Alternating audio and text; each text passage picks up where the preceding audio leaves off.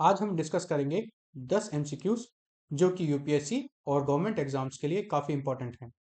नमस्कार, मैं हूं Abhay Singh, current affairs for exam से। इनमें से कौन सा त्यौहार भारत के हिमालयी बौद्ध क्षेत्रों में तिब्बती चंद्र सौर कैलेंडर की शुरुआत का प्रतीक है? क्वेश्चंस आप ध्यान से सुनिएगा। हिमालयी बौद्ध क्षेत्रों में तिब्बती सौर कैलेंडर की शुरुआत का प्रतीक। आपके ऑप्शन है फ्रेंड, लोसार, सागादावा, हेमिस या तेच्यू। इसका सही जवाब है लोसार। फ्रेंड्स, लोसार शब्द दो शब्दों से मिलकर बना है, लो और सार। सार का मतलब होता है नया और लो का मतलब होता है साल, मतलब नया साल। यह फेस्टिवल फ्रेंड्स लद्दाख, सिक्किम और हिमाचल प्रदेश के बुद्धिस्ट रीजन में बड़े उत्साह के साथ मनाया जाता है। लोसार एक 15 दिन का फेस्टिवल होता है, जिसमें से पहले के 3 दिन जो होते हैं वो अधिक धार्मिक महत्व और सांस्कृतिक महत्व रखते हैं। फेस्टिवल के दौरान मीठो टॉर्च प्रोसेशन निकाला जाता है। 2026 में यह लोसार फेस्टिवल 18 फरवरी को पड़ रहा है, मतलब आज के दिन, जो तिब्बती कैलेंडर का शुरुआत का साल है और तिब्बती कैलेंडर के हिसाब से यह 2153वां साल है। चलिए अगले प्रश्न पर आते हैं। 1800 में वोल्टाइक पाइल का आविष्कार किसने किया? आपके ऑप्शन है friend, John Frederic Daniell, Alessandro Volta, Gaston Plante या बेंजामिन फ्रैंकलिन। इसका सही जवाब है अलेक्जेंड्रो वोल्टा। यह है Shri Alessandro Volta. World battery day हर साल 18 फरवरी को मनाया जाता है। फ्रेंड्स, आप ये नोट कर लीजिएगा। World battery day, world battery day हर साल 18 फरवरी को मनाया जाता है इनकी याद में। इसी दिन, मतलब आज के ही दिन 1745 में अलेक्जेंड्रो वोल्टा का जन्म हुआ था। वोल्टा ने 1800 में पहली केमिकल बैटरी वोलेटाइल पाइल का आविष्कार किया था। बाद में 1859 में गैस्टोन प्लांटे, जो यहाँ पे एक और नाम लिखा है, उन्होंने लेड एसिड बैटरी का आविष्कार किया था, जिसे हम आज की दुनिया में ज़्यादातर यूज करते हैं। आज के समय लिथियम आयन बैटरी का भी बहुत यूज किया जाता है। लेड एसिड बैटरी की रिसाइकलिंग लगभग 95% तक होती है, इनफैक्ट 99% तक होती है। इंडिया ने 18,000 करोड़ की पीएलआई स्कीम लॉन्च की है। किसमें? PLI ACC scheme. ये क्या है? पीएलआई एसीसी है production linked incentive advanced chemical cell scheme है ये, जिसका टारगेट है कि 50 giga watt hour domestic manufacturing capacity को बनाना। बैटरी वेस्ट मैनेजमेंट रूल 2022 के तहत एक्सटेंडेड प्रोड्यूसर रिस्पॉन्सिबिलिटी भी मैंडेटरी की गई है। साथ ही क्रिटिकल मिनरल्स मिशन लिथियम और कोबाल्ट जैसे मिनरल्स की सप्लाई सिक्योर करने पर फोकस करते हैं। फ्रेंड्स, इन्हीं के संबंध में हम वोल्ट का यूज करते हैं, जो एक यूनिट है किसकी? वोल्टेज की। अच्छा, लिथियम आयन बैटरीज के लिए नोबेल प्राइज दिया गया था 2019 में। चलिए अगले प्रश्न पर आते हैं। वंदे मातरम के इनमें से कौन से 6 सन अब 2026 की गाइडलाइन में ऑफिशियल गायन के लिए जरूरी हैं? आपके ऑप्शंस हैं पहले 2, पहले 3, सभी 6 या चुने हुए 4। तो इसका सही जवाब है सभी 6। फ्रेंड्स, हाल ही में यूनियन होम मिनिस्ट्री ने निर्देश दिए हैं कि वंदे मातरम के 6 स्टैंजा ऑफिशियली यूज किए जाएंगे।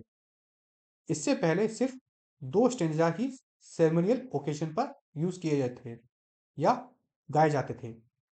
अब इस नेशनल सॉन्ग की ऑफिशियल ड्यूरेशन जो होगी वह 3 मिनट 10 सेकंड तक होगी। ये नोट कर लीजिएगा फ्रेंड्स। वंदे मातरम जो है हमारा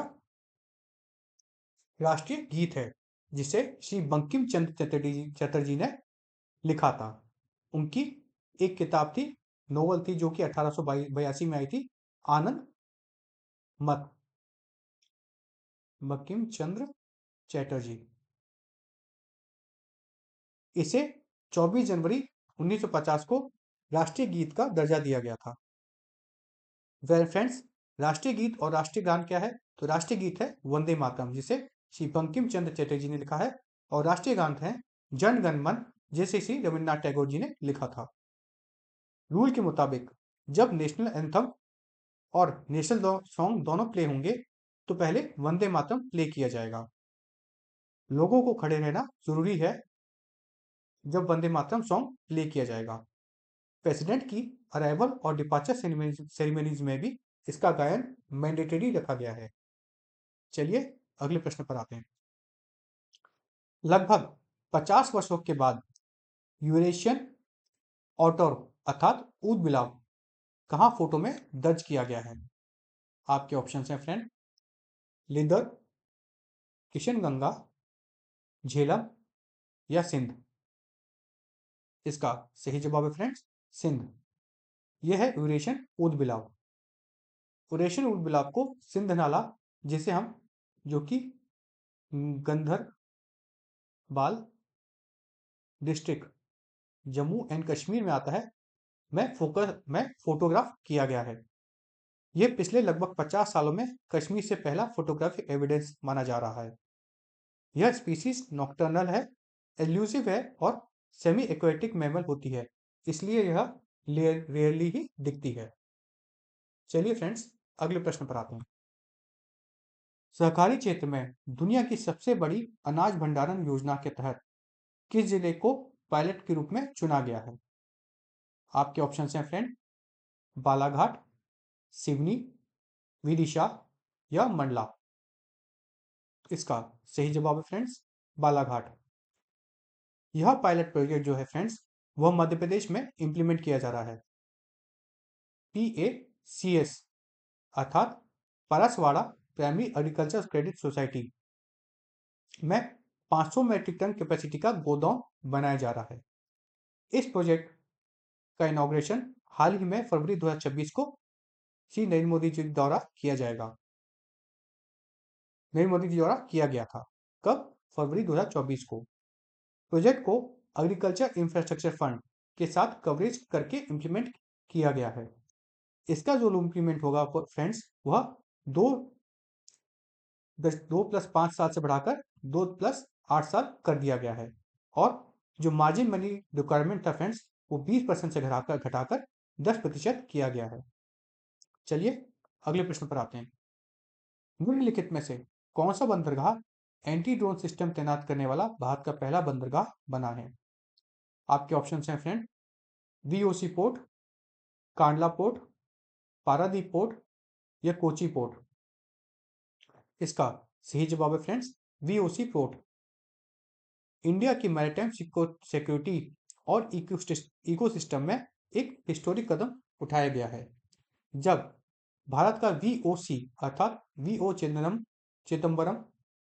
चिदम्बरम पोर्ट अथॉरिटी ने इंडिया का पहला port level anti drone deployment किया है। इस एडवांस सिस्टम में RF अर्थात रेडियो फ्रीक्वेंसी और रडार बेस्ड डिटेक्शन टेक्नोलॉजी को इंटीग्रेट किया गया है, जो पोर्ट एरिया को 360 degree omni directional surveillance provide करता है।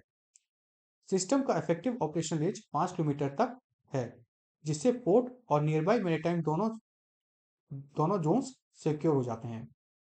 इस डिप्लॉयमेंट में ड्रोन डिटेक्टर, डिटेक्शन रडार और मैन पैक जैमर्स शामिल हैं, जो रियल टाइम ड्रोन डिटेक्शन और ट्रैकिंग और न्यूट्रलाइजेशन को पॉसिबल बनाते हैं। चलिए अगले प्रश्न पर आते हैं। फ्रेंड्स मैं आपको बता दूं, VO चिदम्बरनार पोर्ट जो है यह तमिलनाडु में सिचुएटेड है। कहां पर?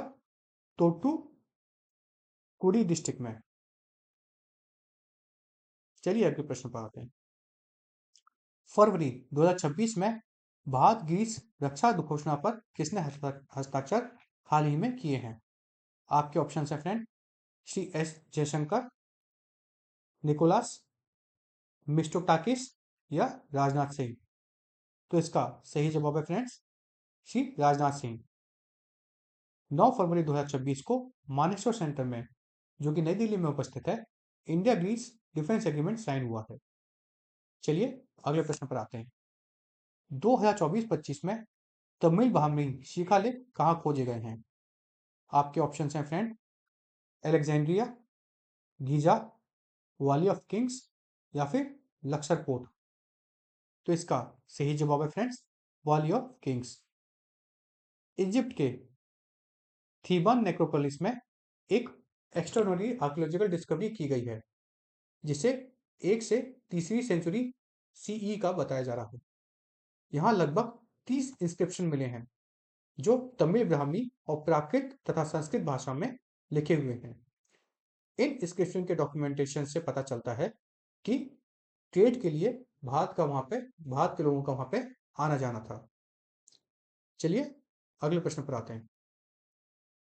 असम में जंपिंग स्पाइडर क्लोटाइस बिलियोनेटेस की भारत में पहली उपस्थिति किस संस्था ने दर्ज की है?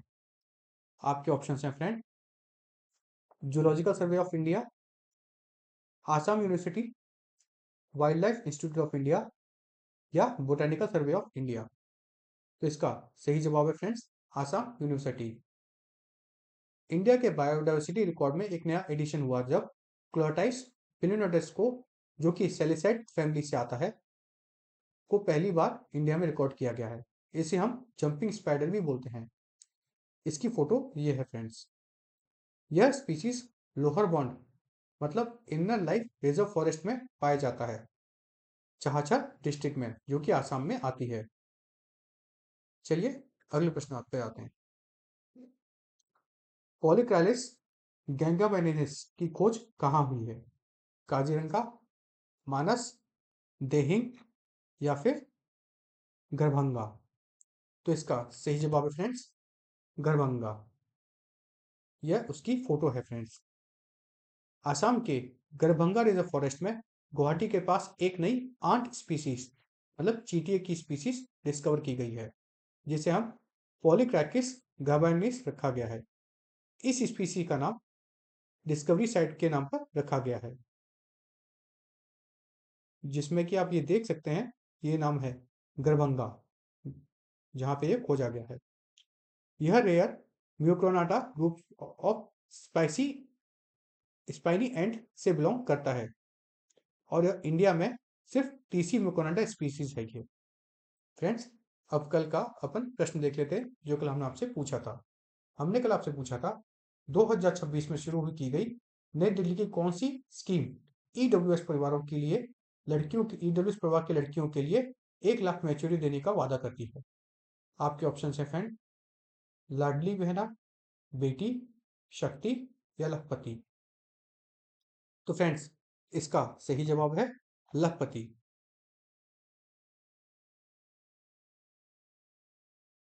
फ्रेंड्स अब हम कल के लिए अपना प्रश्न देख लेते हैं।